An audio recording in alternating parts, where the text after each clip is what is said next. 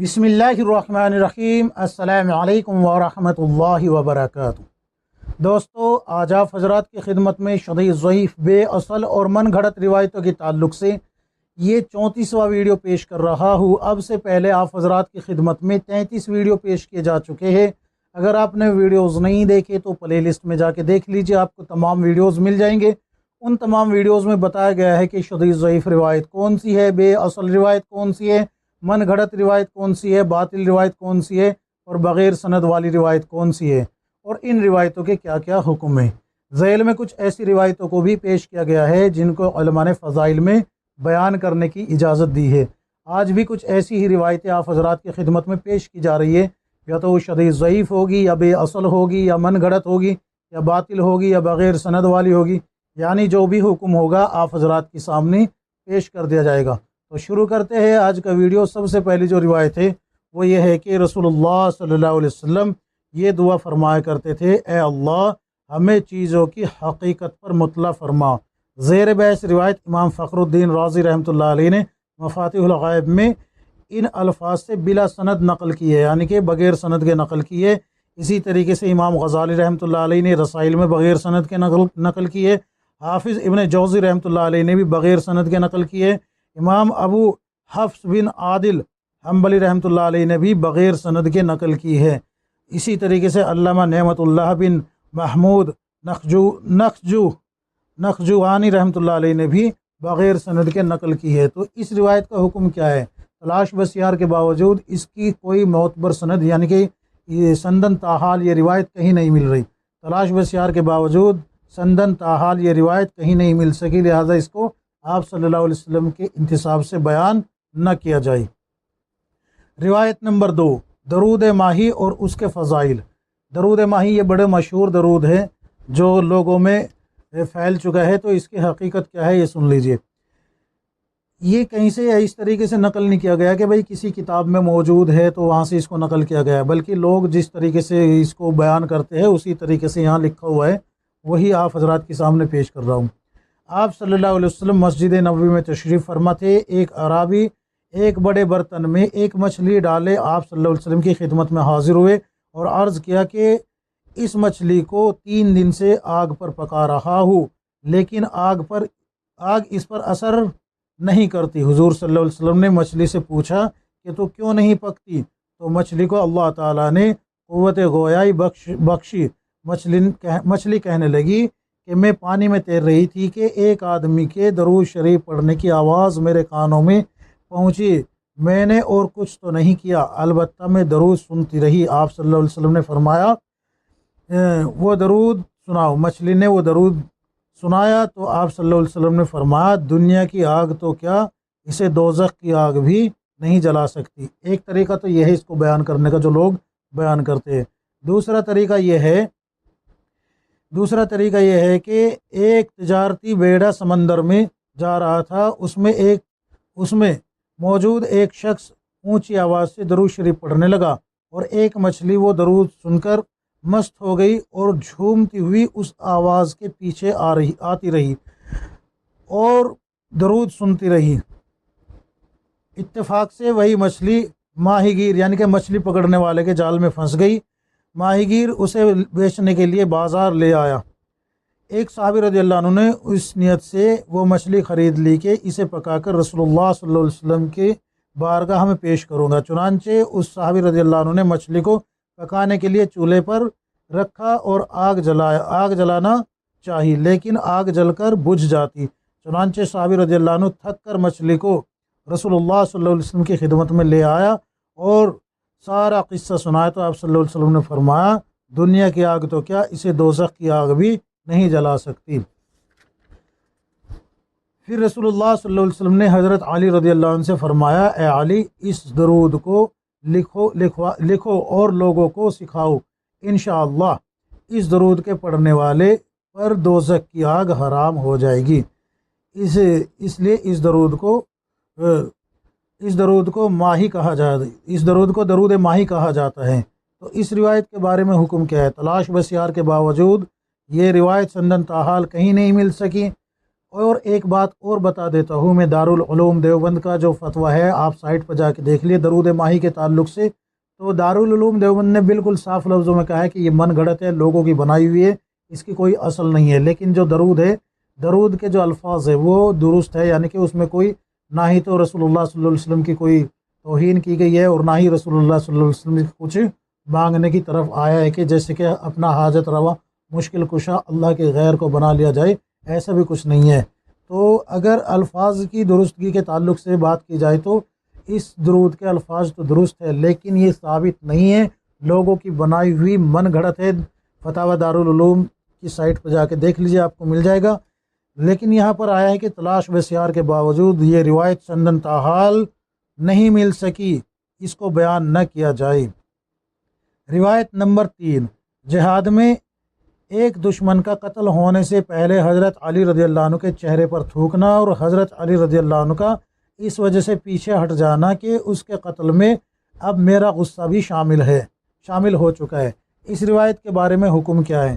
عارف باللہ مولانا جلال الدین محمد رومی رحمۃ اللہ علیہ مثنوی میں لکھتے ہیں، بغیر سند کے اس کو نقل کیا گیا ہے، تو اس کے بارے میں حکم کیا ہے؟ دیکھیے یہ واقعہ جو ہے یہاں پر آپ کو میں سمجھا دیتا ہوں۔ اصل واقعہ کیا ہے؟ اصل واقعہ یہ ہے کہ جس وقت جنگ خندق ہوا تو اس وقت ایک شخص جس کا نام عمر بن عبد ود ہے، تو اس کا مقابلہ حضرت علی رضی اللہ عنہ سے ہوا۔ جب دونوں نے ایک دوسرے پہ تلوار سونت لی اور حملہ کیا تو حضرت علی رضی اللہ عنہ نے اس شخص کو جو عمر ہے اس کو قتل کر دیا۔ لیکن اس واقعے میں کہیں بھی یہ نہیں ملتا کہ عمر نے جو ہے حضرت علی رضی اللہ عنہ کے چہرے انوار پہ تھوکا تھا، ایسا کہیں نہیں ملتا۔ البتہ شیعوں کی کچھ روایتیں ہیں جو اسی روایت کو شامل کر کے، یعنی کہ جنگ خندق کو شامل کر کے ہی اور اسی نام عمر بن عبد ود کو جو ہے شامل کر کے یہ کہتے ہیں کہ عمر نے جو ہے حضرت علی رضی اللہ عنہ کے منہ پہ تھوکا، اور تھوکنے کے بعد جو ہے حضرت علی رضی اللہ عنہ نے جو ہے تلوار چھوڑ دی، اپنی ڈال دی اور کہا کہ جاؤ تم مجھ سے دور ہو جاؤ۔ تو اس وقت جو ہے اس نے کہا، عمر نے کہا کہ ایسا کیوں؟ تو حضرت علی رضی اللہ عنہ کہنے لگے کہ اس میں میرا غصہ شامل ہے، لہٰذا میں تم پہ حملہ نہیں کر سکتا۔ تو عمر جو ہے اس اخلاق کو دیکھ کے ایمان میں داخل ہو گیا اور اس کے گھر کے، اس کے خاندان کے، قبیلے کے 50 افراد اور ایمان میں داخل ہوئے۔ یہ شیعوں کی روایت میں ملتا ہے، لیکن اہل سنت والجماعت کی کسی بھی روایت میں نہیں ملتا، نہ ہی یہ ثابت ہوتا ہے، لہذا اس کو جو ہے حضرت علی رضی اللہ عنہ کی طرف منسوب کر کے کہ حضرت علی رضی اللہ عنہ کے منہ پہ تھوکا گیا ہے، یہ بالکل جو ہے ثابت نہیں ہو پایا، لہذا اس کو بیان نہ کرے۔ روایت نمبر 4، بروز قیامت بندے کے سامنے اس کے اعمال پیش کیے جائیں گے جسے وہ دیکھے گا اور بار بار دیکھے گا، پھر حیران ہو کر باری تعالیٰ سے عرض کرے گا، اے اللہ اتنے سارے اعمال تو میں نے کیے ہی نہیں ہیں۔ اللہ تعالیٰ ارشاد فرمائیں گے، تو نے فلاں شخص کو دعوت دی تھی، اس نے مجھے راضی کرنے کے لیے اعمال کیے، وہ تمام اعمال تیرے حصے میں لکھے گئے ہیں۔ اس روایت کے بارے میں حکم کیا ہے؟ تلاش بسیار کے باوجود یہ روایت سندن تاحال کہیں نہیں مل سکی، اور جب تک اس کی کوئی معتبر سند نہ ملے رسول اللہ صلی اللہ علیہ وسلم کے انتصاب سے بیان نہ کیا جائے۔ البتہ ایک اہم بات یہاں بتا دی جاتی ہے کہ اس سے ملتی جلتی جو روایت ہے وہ امام مسلم رحمۃ اللہ علیہ نے صحیح مسلم میں تخریج کی ہے، اس کو بیان کرنا بھی درست ہے، اور وہ عمل جس طریقے سے بتایا رسول اللہ صلی اللہ علیہ وسلم نے اس طریقے سے روز قیامت آئے گا بھی سامنے۔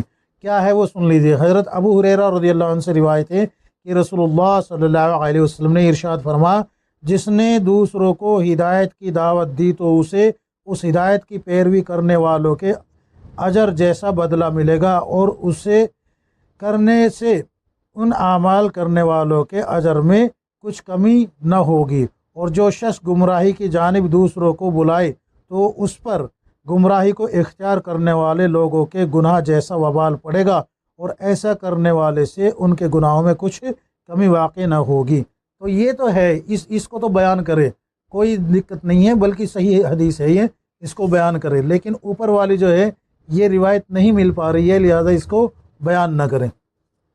روایت نمبر 5، ایک صحابی رضی اللہ عنہ کا ایمان لانے کے بعد رسول اللہ صلی اللہ علیہ وسلم کی محبت میں ایک عورت کو دیکھنے سے انکار کرنا جس سے ایمان لانے سے قبل تعلقات تھے۔ مشہور ہے یہ واقعہ کہ ایک نوجوان جو ہے رسول اللہ صلی اللہ علیہ وسلم کی خدمت میں حاضر ہو کے ایمان میں داخل ہو جاتا ہے، اور اس نوجوان کا ایمان میں داخل ہونے سے پہلے، یعنی کہ مسلمان ہونے سے پہلے، مکہ شہر کی بات ہے، مسلمان ہونے سے پہلے کسی عورت سے ناجائز تعلقات تھے، تو اور یہ شخص جو ہے اس عورت سے محبت کے دعوے بھی کیا کرتا تھا، لیکن جس وقت یہ ایمان میں داخل ہو گیا تو ایمان میں داخل ہونے کے بعد یہ کچھ دن رسول اللہ صلی اللہ علیہ وسلم کی صحبت میں رہنے کے بعد جو ہے یہ اپنے گھر واپس جاتا ہے، تو وہ عورت راستے میں ملتی ہے، اور راستے میں ملتی ہے تو وہ کہتی ہے کہ بڑے دنوں بعد نظر آئے وغیرہ وغیرہ جو بھی باتیں ہوتی ہے اس طریقے کی، تو یہ شخص جو ہے نظریں نیچی کر لیتا ہے، اپنا چہرہ پھیر لیتا ہے، تو یہ عورت کہتی ہے کیا بات مجھے نہیں دیکھ رہے ہو، حالانکہ میرے لیے مارے مارے پھرتے تھے، پریشان پھرتے تھے، آج تو میں خود حاضر ہو گئی ہوں۔ تو یہ کہتے ہیں کہ میں اب آپ کی طرف نہیں دیکھ سکتا، میری نگاہ کسی غیر پر نہیں پڑ سکتی، میں دل کا سودا کر چکا ہوں۔ وہ عورت ضد میں آ کر کہنے لگی اچھا ایک مرتبہ میری طرف دیکھ تو لے۔ اس صحابی رضی اللہ عنہ نے فرمایا اے عورت چلے جا ورنہ میں تلوار سے تیرا سر قلم کر دوں گا۔ اس روایت کے بارے میں حکم کیا ہے؟ تلاش بسیار کے باوجود یہ روایت سندن تاحال کہیں نہیں مل سکی، لہذا اس کو بیان نہ کیا جائے۔ روایت نمبر 6، حضرت موسیٰ علیہ السلام کے پوچھنے پر اللہ تعالیٰ کا فرمانا کہ جب میں کسی بندے پر مہربان ہوتا ہوں تو اسے بیٹی عطا کرتا ہوں۔ پوری روایت پڑھ کے سنا دیتا ہوں آپ کو تاکہ سمجھ میں آ جائے۔ حضرت موسیٰ علیہ السلام نے اللہ تعالیٰ سے پوچھا یا اللہ جب آپ اپنے بندے پر مہربان ہوتے ہیں تو کیا عطا کرتے ہیں؟ اللہ تعالیٰ نے فرمایا اگر شادی شدہ ہو تو بیٹی عطا کرتا ہوں۔ حضرت موسیٰ علیہ السلام نے پھر پوچھا یا اللہ اگر آپ کسی بندے پر زیادہ مہربان ہو تو پھر کیا عطا کرتے ہیں؟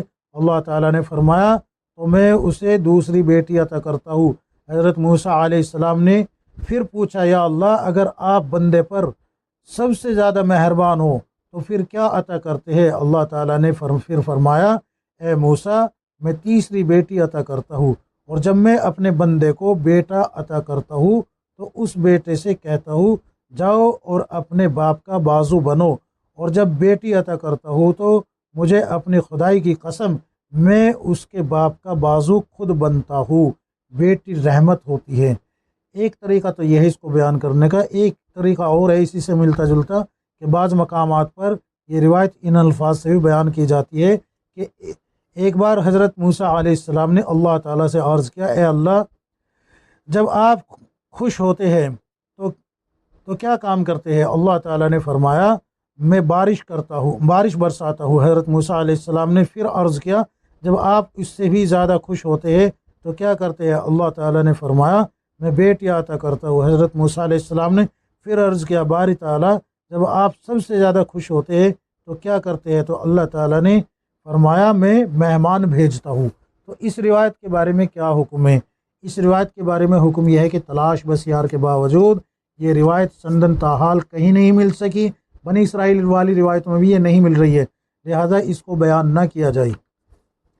روایت نمبر 7، ایک بچے کا اپنی ماں کی گود میں حضرت یوسف علیہ السلام کی پاک دامنی کی گواہی دینا اور حضرت یوسف علیہ السلام کا اس بچے کے جوان ہونے پر اس کے ساتھ احسان کا معاملہ کرنا اور اس پر حضرت جبرائیل علیہ السلام کا یہ فرمانا کہ اللہ کریم اس مومن کے ساتھ کیا برتاؤ کریں گے جس نے پوری زندگی اللہ تعالیٰ کی وحدانیت کی گواہی دی ہو۔ یہ بڑا طویل واقعہ ہے، اس میں بحث کا مدعا یہ نہیں ہے کہ حضرت یوسف علیہ السلام کی گواہی بچے نے دی ہے یا نہیں، یہ مدعا نہیں ہے، بلکہ مدعا یہ ہے کہ جب وہ بچہ جوان ہو گیا اور وہ غربت کی حالت میں جو ہے محل کے نیچے سے گزر رہا تھا اور حضرت یوسف علیہ السلام کے پاس حضرت جبرائیل علیہ السلام آئے ہوئے تھے، اور حضرت جبرائیل علیہ السلام نے اس نوجوان کو دیکھا جو کہ فتح حال محل کے نیچے سے گزر رہا تھا، پوچھا کہ اے اللہ کے پیغمبر کیا آپ اس کو جانتے ہیں؟ تو حضرت یوسف علیہ السلام نے کہا کہ میں نہیں جانتا۔ تو حضرت جبرائیل علیہ السلام نے کہا کہ یہ وہی بچہ ہے جس نے آپ کی گواہی دی تھی پاک دامنی کی اپنی والدہ کی گود میں۔ تو حضرت یوسف علیہ السلام اس نوجوان کو بلاتے ہیں، اس کا اکرام کرتے ہیں، نہلاتے ہیں، اچھے کپڑے پہناتے ہیں اور اس کا وظیفہ مقرر کر دیتے ہیں۔ تو حضرت جبرائیل علیہ السلام ہنستے ہیں۔ تو یوسف علیہ السلام پوچھتے ہیں، اے جبرائیل علیہ السلام، کیا آپ اس وجہ سے ہنس رہے ہیں کہ میں نے اس کے اکرام میں کوئی کمی کی ہے؟ تو جبرائیل علیہ السلام کہتے ہیں کہ اس پہ نہیں ہنس رہا ہوں، بلکہ اس چیز پہ ہنس رہا ہوں کہ آپ کی ایک مرتبہ پاک دامنی کی گواہی دی، یعنی کہ آپ کی وحدانیت کی گواہی دی، پاک دامنی کی گواہی دی، تو آپ نے اتنا اکرام کیا ہے۔ سوچو، جو اللہ کی وحدانیت کی گواہی ساری زندگی دیتا رہے، اللہ تبارک و تعالی اس کا کتنا اکرام کرے گا، اس کو کیسے نوازے گا۔ اصل مدعا یہ ہے کہ کیا جو ہے یہ نوجوان حضرت یوسف علیہ السلام کے پاس آیا تھا، جبرائیل علیہ السلام وہاں موجود تھے، اور کیا حضرت یوسف علیہ السلام نے یہ وظیفہ مقرر کیا ہے یا نہیں؟ تو اصل مدعا یہ ہے۔ تو اس کے بارے میں حکم یہ ہے کہ تلاش بسیار کے باوجود یہ روایت تلاش بسیار کے باوجود جو یہ روایت سندن تاحال نہیں، ہمیں کہیں نہیں مل سکی، یعنی کہ اس کی کوئی سند نہیں مل رہی ہے، کہیں بھی نہیں مل رہی۔ تفاسیر میں یہ چیزیں تو ملتی ہے کہ بھئی ایک بچے نے گواہی دی ہے، جیسے کہ معارف القرآن آپ کھول کے دیکھیں گے، سورہ یوسف کی آیت نمبر 25 کھول کے دیکھیں، مل جائے گی آپ کو۔ تو اس میں تو اختلاف ہے کہ بچے نے دی ہے یا بڑے نے دی ہے، کس نے دی ہے، لیکن یہ واقعہ جو بیان کیا جا رہا ہے اس کی کوئی سند نہیں مل پا رہی، لہذا اس کو بیان نہ کیا جائے۔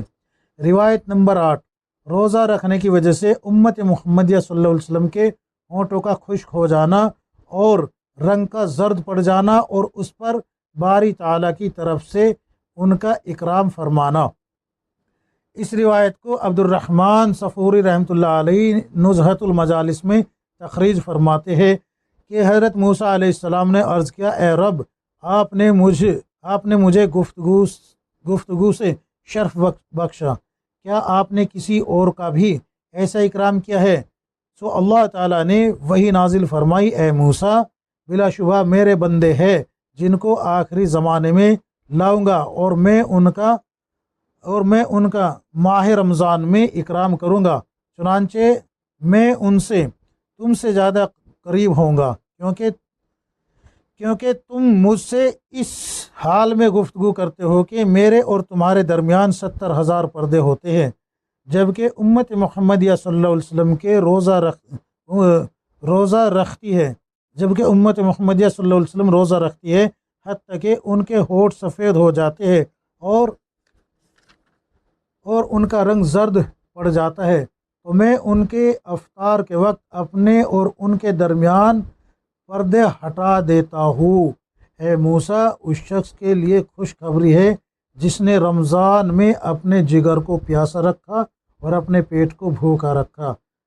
علامہ اسماعیل حقی استانبولی رحمۃ اللہ علیہ نے بھی اس کو روح البیان میں یہ حکایت بلا سند نقل کی ہے۔ تو اس کے بارے میں حکم کیا ہے؟ تلاش بسیار کے باوجود یہ روایت سندن تاحال کہیں نہیں مل سکی، اور جب تک اس کی کوئی معتبر سند نہ ملے اس کو جو ہے بیان کرنے سے موقوف رکھا جائے۔